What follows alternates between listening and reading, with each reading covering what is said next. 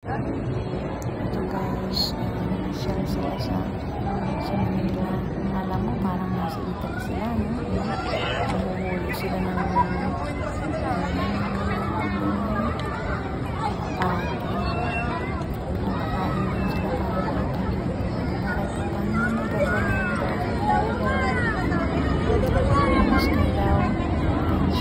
sa Macau naman, fix sila.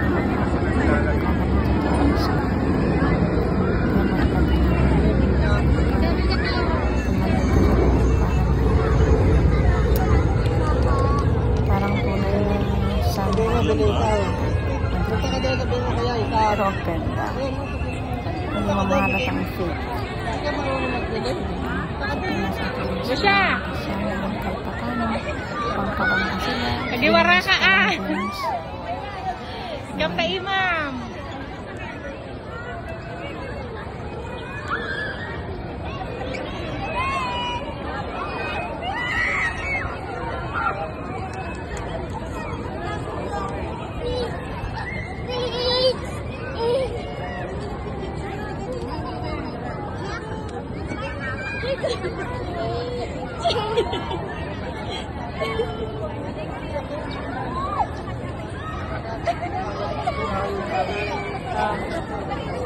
Masya!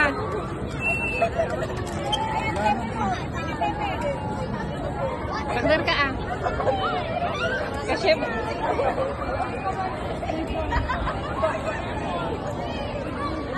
Jay, adi Masya, Masya!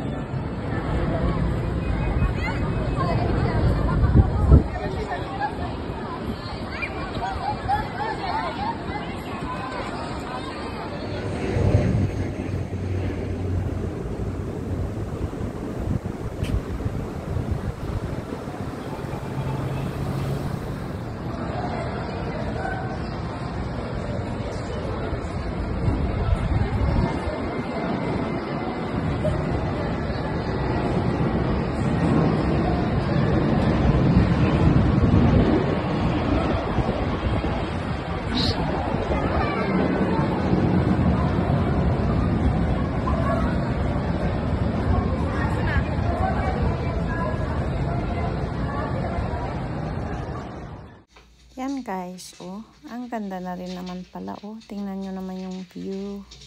Ang lalaking building. I'm not sure kung ano yung building na yan. I bet that is a mall. Mall siguro yan, no?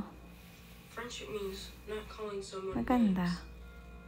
Tapos yan naman yung parang Venice. Oh, diba? Nagbangka-bangka. Parang Macau. Oh. Gaya-gaya. Pero maganda. Kahit papaano. Ewan ko lang kung may bayad ang pagpunta dyan. Ayan, oh. Siguro maraming kainan dyan. Kasi hindi man ako nakarating pa dyan. Kaya hanggang picture-picture na lang ako. Tsaka mga video-video. Hindi naman ako namasyal-masyal. Kasi nung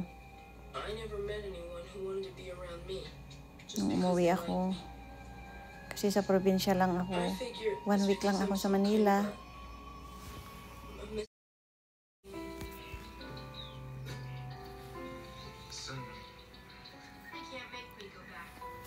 Kaya sila na lang ang mamasyal. O, diba? Pag isinan nila sa akin to, parang nakarating na rin ako dyan. Kasi sa Macau lang naman ako nakarating, nagbangka-bangka pa. Ang kainaman sa Macau pa kasi ang pagkakaiba sa Pilipinas, sa Macau, yung may mga tao ba, yung mga naka-costume sa bawat gilid, tapos magpapapicture ka, as in, tunay na tao talaga. Yung ginagaya nila yung talagang original na Venice. Mahal daw dyan ang bayad sa bangka. Ay, mga kalapati ang aamo. Basta mag-enjoy lang pamilya ko, sana okay na. Kahit hindi naman ako namamasyal.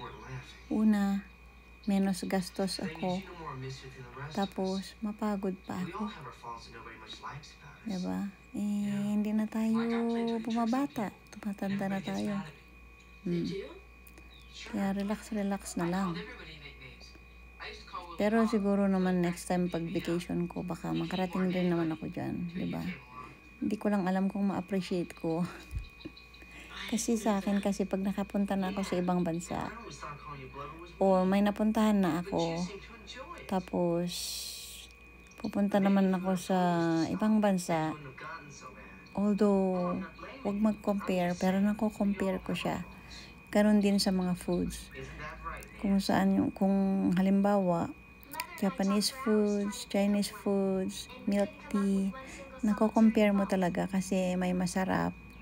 I-compare mo ang milk tea talaga sa original na pinanggalingan niya. Like sa Taiwan, China, ang milk tea nila doon as in malasa. Punta ka sa Hong Kong, sa Pilipinas, as in lasang tubig. Bibihira lang. Meron akong natikman din na parang pareho. Doon sa bandang Manila. Ayan, nag-shopping pa sila. Ayun.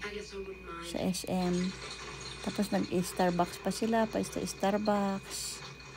Diba? Okay lang yun. Once in a blue moon lang naman. Ayan, nag-shopping ng sapatos niya. Kasi nga, madaling mapudpud yung sapatos niya. Mahilig kasi siya sa mura. Marami naman siya mabibili kasi. Kaya lang, wala pang ilang buwan yata, nasisira na. O, diba? Ayan, lagi silang kumakain. Imagine nyo yan, maghapon, ilang beses sila kumain. Ilang beses sila kumain dyan. Tapos, puro heavy pa. Pero sa bagay, naglakad naman yata sila maghapon. Ayan. Hindi sumama si nanay ko yan kasi nga, hindi man makalakad yun ng malayo. Mapapagod. Yung nag-commute lang mga yan, hindi man sila nagsasakyan. Wala man silang driver.